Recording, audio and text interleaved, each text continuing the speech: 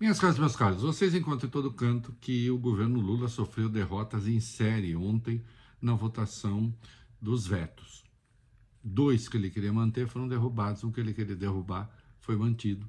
E não há dúvida de que aquela orientação que emana da própria presidência, por intermédio dos líderes identificados de fato com o presidente Lula, essa orientação perdeu. Agora eu pergunto, a derrota foi do Lula ou foi do país? Nos 3 casos mais importantes. A minha pergunta é retórica, foi do país. Isso não significa que não se deva pensar ou repensar a questão da orientação política no Congresso. Vamos lá. Saidinha. O Lula havia vetado trecho da lei que restringe as saidinhas, permitindo muito especialmente que presos, de acordo com regras e critérios, pudessem visitar a família em algumas datas comemorativas.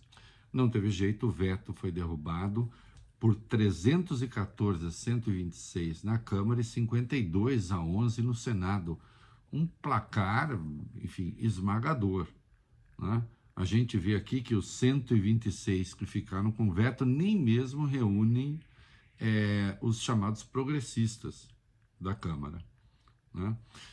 Tem um troço que foi enfiado na LDO que proíbe o governo de financiar invasão de terra, cirurgia de mudança de sexo de criança, aborto fora das especificações legais. O governo já não faz isso. Já não faz isso hoje, né? Agora, é claro que não faz sentido botar isso na LDO. O Lula vetou e o veto caiu por 339 a 107 na Câmara e 47 a 23 no Senado. Sobre essas duas questões, eu tenho indagações a fazer, né? Eu já afirmei que é um absurdo essa proposta da saidinha, isso só vai tensionar os presídios, enfim, é passível de judicialização. Agora, uma vez aprovado no Congresso, eu disse aqui, disse no É da Coisa, disse no UOL, eu acho que foi um erro vetar. Estava na cara que o veto ia cair. Essa foi uma derrota que o governo decidiu comprar. Também essa história da LDO, o governo já não faz nada disso, não é? Resolveram marcar posição. Por que vetar? Também ia ser derrotado, né? Então, esses 2 vetos aqui, eles me pareciam óbvios demais. E era uma briga, as 2 brigas não deveriam ter sido compradas. Nos 2 casos houve um erro. Agora, no caso das fake news, vejam só, em 2021 se extinguiu a Lei de Segurança Nacional e se criou a Lei de Proteção do Estado Democrático, né? E dispositivos da Lei de Segurança Nacional foram parar, alguns deles, no Código Penal.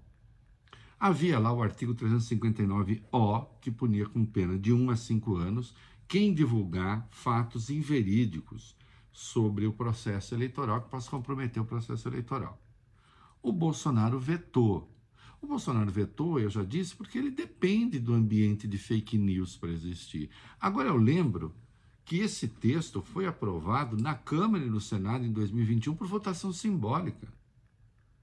Foi no governo Bolsonaro que isso foi aprovado, pelo próprio Congresso, né? E agora o governo tentou derrubar esse veto do Bolsonaro.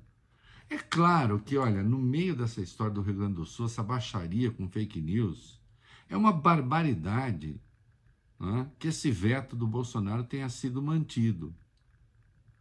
Mas, de novo, eu pergunto, será que cumpria ao governo entrar nessa jogada, nesse ambiente que está aí?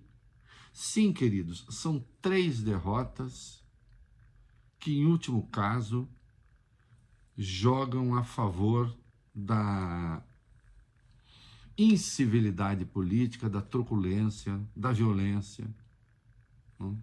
mas eram 3 derrotas certas.